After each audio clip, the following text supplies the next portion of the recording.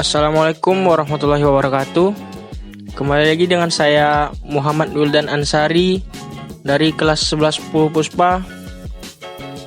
Ingin memberikan penjelasan bagaimana agroforestry yang ada di pesisir Krui Lampung yang menggunakan damar. Nah, untuk pertama-tama kita harus mengetahui apakah itu agroforestry.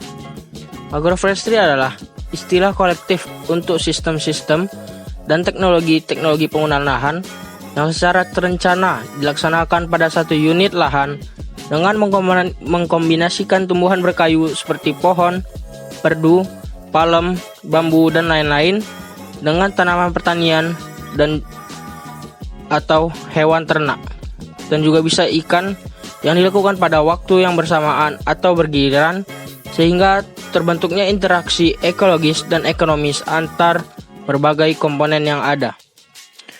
Agroforestry diharapkan dapat memecahkan berbagai masalah pengembangan pedesaan dan sering kali sifatnya mendesak. Agroforestry utamanya diharapkan dapat membantu dan mengoptimalkan hasil suatu bentuk penggunaan lahan secara berkelanjutan guna menjamin kebutuhan hidup masyarakat.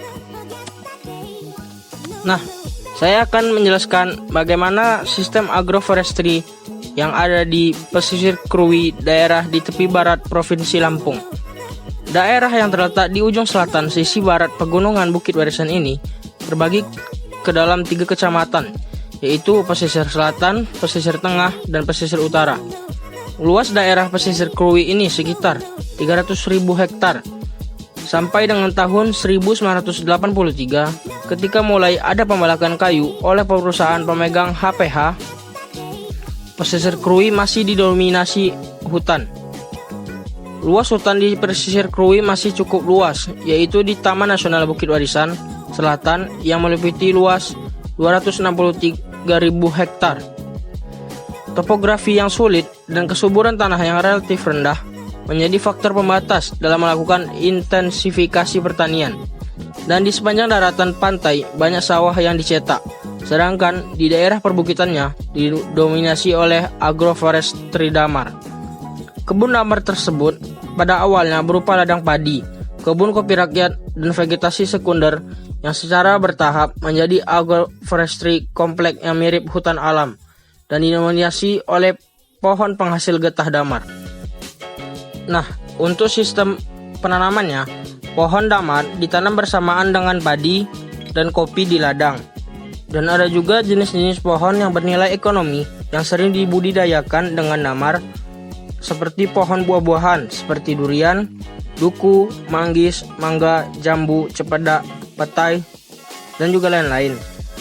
Bermacam-macam jenis palem seperti aren, pinang, pohon rempah seperti asam kandis, pohon salam, bambu, dan beberapa jenis pohon penghasil kayu seperti kalawi dan medang.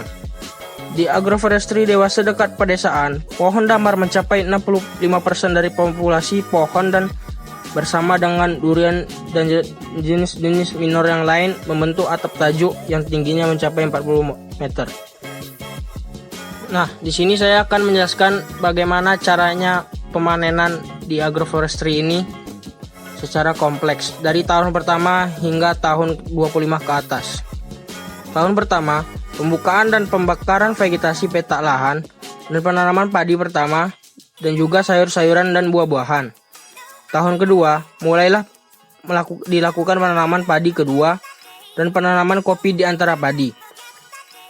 Dan tahun ketiga sampai tahun ke-8, penanaman padi tidak dilakukan lagi, dan bibit damar diambil dari petak pembibitan, kemudian ditanam di sela tanaman kopi. Ladang ditanami bibit pohon buah-buahan. Panen kopi pertama berlangsung pada tahun keempat hingga tahun kemudian. Karena hasilnya mulai menurun, kemudian kebun mulai ditinggalkan. Tahun 8 sampai tahun ke-25, pohon-pohon damar mulai berkembang di antara tanaman kopi yang mulai rusak. Vegetasi sekunder mulai tumbuh, petani pun mulai melakukan penyangan berkala. Tahun ke-25 ke atas, penyadapan pertama pohon damar, kebun damar dikembangkan terus-menerus melalui penanaman rumpang dan penganeka-ragaman alami. Mungkin itu saja yang bisa saya jelaskan. Mohon maaf jika ada kesalahan. Assalamualaikum warahmatullahi wabarakatuh.